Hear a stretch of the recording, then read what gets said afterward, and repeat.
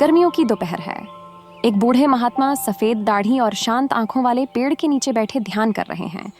कुछ बच्चे खेलते हुए पास से गुजरते हैं।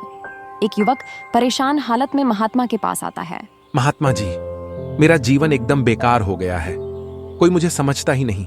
घर में माता पिता हर समय ताने मारते हैं, दोस्त मजाक उड़ाते हैं और दुनिया में मेरे लिए कोई जगह नहीं दिखती। बेटा, बैठो। यह संसार वैसा ही है जैसा तुम इसे देखना चाहते हो। लेकिन पहले मुझे यह बताओ, तुम्हें सबसे ज्यादा दुख क्या देता है? हर कोई मेरी कमियां निकालता है, मेरी काबिलियत पर शक करता है। मैं कितना भी अच्छा करूं, कोई सराहना नहीं करता। तो क्या तुम सच में खुद को बेकार समझते हो? नहीं, लेकिन अगर सब यही कहते हैं तो शायद मैं सच में किसी लायक नहीं हूं। आओ, एक छोटा सा प्रयोग करते हैं। महात्मा पास की मिट्टी से एक छोटा चमकता हुआ पत्थर उठाते हैं और युवक को देते हैं। इसे बाजार ले जाओ और पूछो कि लोग इसके लिए क्या कीमत देंगे, लेकिन इसे बेचना मत, बस उनकी प्रतिक्रिया सुनकर आना। युवक हैरान होता है लेकिन पत्थर लेकर चला जाता है। पहले वह एक सब्जी वाले के पास जाता है। भैया, ये पत्थर देखिए, क्या आप इसे खरीदेंगे? कितने पैसे देंगे?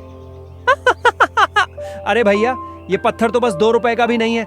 अगर चाहो तो इसे सब्जियों के तौलने के लिए रख सकता हूँ। युवक निराश होकर सुनार की दुकान पर जाता है। मालिक, यह पत्थर बहुत खास है। क्या आप इसे खरीदना चाहेंगे? इसकी क्या कीमत होगी? अरे, ये तो कोई कीमती रत्न लगता है। मैं तुम्हें इसके 50,000 दे सकता हूँ। वाह! युवक दंग रह जाता है और आखिर में एक बड़े जौहरी के पास जाता है। सेठ जी, यह पत्थर मेरे गुरुजी ने मुझे दिया है। क्या आप इसे खरीद सकते हैं? इसकी क्या कीमत होगी? वाओ! यह तो बहुत दुर्लभ हीरा है। अगर तुम इसे बेचना चाहो तो मैं तुम्हें इसके बदले 1 करोड़ रुपए देने को तैयार हूँ। युवक हैरान रह जाता है और भागते हुए महात्मा के पास लौटता है। वह महात्मा जी को बताता है कि किस तरह उस बेकार से दिखने वाले पत्थर की कीमत अलग अलग जगहों पर बढ़ती गई और आखिरकार 1 करोड़ तक पहुंच गई। बिल्कुल सही। अब बताओ, तुम कौन हो? वह पत्थर जिसे सब्जी वाला बेकार समझ रहा था, या वह हीरा जिसे जौहरी करोड़ों में खरीदना चाहता था? मैं एक अनमोल हीरा हूं। युवक की आंखों में चमक आ जाती है। वह पहली बार खुद को मूल्यवान महसूस करता है।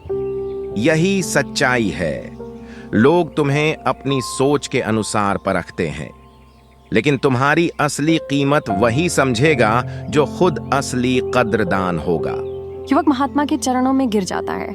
अब उसे एहसास हो गया था कि दुनिया की आलोचना उसकी असली पहचान को परिभाषित नहीं कर सकती। मॉरल ऑफ द स्टोरी: दूसरों की राय से खुद को मत आंकिए। आपकी असली कीमत वही समझेगा जो आपको पहचानने की समझ रखता हो।